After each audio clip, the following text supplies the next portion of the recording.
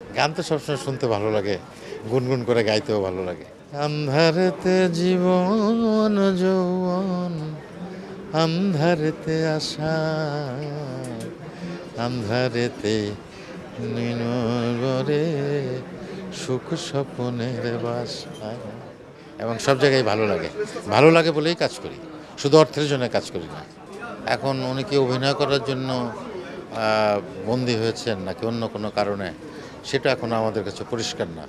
যদি খুব পরিষ্কার করে বলি তাহলে আমরা নিজেরাও বিপদে আছি। এটা একটা চমৎকার প্ল্যাটফর্ম, বিশেষ করে যারা বাংলাদেশের একেবারে প্রত্যন্ত অঞ্চল থেকে একেবারে তরুণ শিল্পীরা যারা এখানে উঠে আসে, গান করে, তাদের গ্রুমিং হয় এবং তাদের জন্য একটা চমৎকার প্ল্যাটফর্ম পরবর্তীতে ভালো কাজ করার জন্য। তো তাদেরকে উৎসাহ দেওয়া আমাদের একটা কাজ। তো সেই জায়গা থেকেই আসি এবং ভালো লাগে বলেই আসি। আয়োজন তো মাত্র শুরু হয়েছে, এখনো শেষ হয়নি। তো নিঃসন্দেহে অনুষ্ঠান ভালো হচ্ছে আর কি। একজনের কথা বলা যায় না, এখানে অনেকেই আছে যারা গুণীজন। না, খুব স্পেসিফিক এইভাবে বলা যায় না। কারো হয়তো রবীন্দ্রসঙ্গীত শুনতে ভালো লাগে, কারো কণ্ঠে নজরুল সঙ্গীত ভালো লাগে, কারো কণ্ঠে উচ্চাঙ্গ সঙ্গীত শুনতে ভালো লাগে, কারো কণ্ঠে চলচ্চিত্রের গান শুনতে ভালো লাগে। সুতরাং ওইভাবে খুব স্পেসিফিক বলা যায় না। তবে এখানে যারা আছেন গুণীজন, তারা প্রত্যেকেই আমার খুব কাছের মানুষ এবং তাদের গান আমি পছন্দ করি। হ্যাঁ, ওনার গান তো অনেক, একেবারে বলা যায় যে আমাদের একটা তরুণ বয়স থেকে ওনার গান শুনি, ভালো লাগে।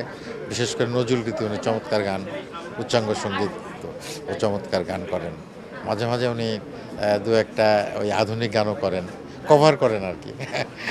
সেগুলো শুনি, সেগুলোও ভালো লাগে। গান তো সবসময় শুনতে ভালো লাগে, গুনগুন করে গাইতেও ভালো লাগে। তো না, এই মুহূর্তে এটা গান গাওয়ার জায়গা নয়।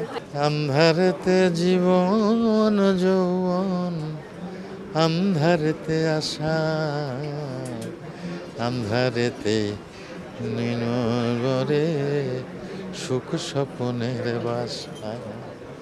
এরকমই আর কি। এটা একটা চলচ্চিত্রের গান করেছিলাম অনেকদিন আগে, হঠাৎ করে মনে হলো আর কি, তাই করলাম। বর্তমানে ব্যস্ততা চলচ্চিত্র নিয়ে, নাটকের অভিনয় নিয়ে। আমি তো অভিনেতাই, আমি তো অভিনয় করি। হ্যাঁ, ঈদে যে ছবিগুলো নিয়ে আলোচনা হচ্ছে সেগুলোতেও আমি অভিনয় করেছি, যেমন তাণ্ডব, ইনসাফ, নীলচক্র, এগুলো আসবে আর কি। কিন্তু আমি অভিনেতাই আসলে, আমি অন্য কিছু না। না, সব জায়গায় ভালো লাগে, ঠিকঠাক মতো যদি হয়, টিম ঠিক হয়, ঠিকঠাক মতো যদি চিত্রনাট্য হয়, গল্প হয়, টিম হয়, তাহলে সব জায়গায় সমান গুরুত্ব দিয়ে কাজ করি এবং সব জায়গায় ভালো লাগে, ভালো লাগে বলেই কাজ করি, শুধু অর্থের জন্য কাজ করি না।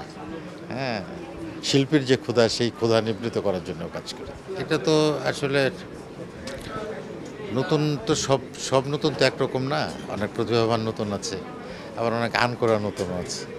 তবে যারা শিখে দিখে, শিক্ষা এবং অনুশীলন করে যারা আসে, তাদের সাথে অবশ্যই ভালো লাগে। এবং অনেক শিল্পী আসছে যারা, যারা খুবই সম্ভাবনাময়, এবং তাদের সাথে ভালো লাগে।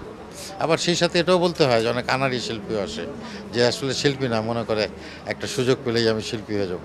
তাদের সাথে কাজ করতে একটু অস্বস্তি হয়। এটা আমাদের কাম্য না আর কি। একজন শিল্পী, এটা আমাদের কাম্য না। এক কথায় বললাম, এটা দুঃখজনক।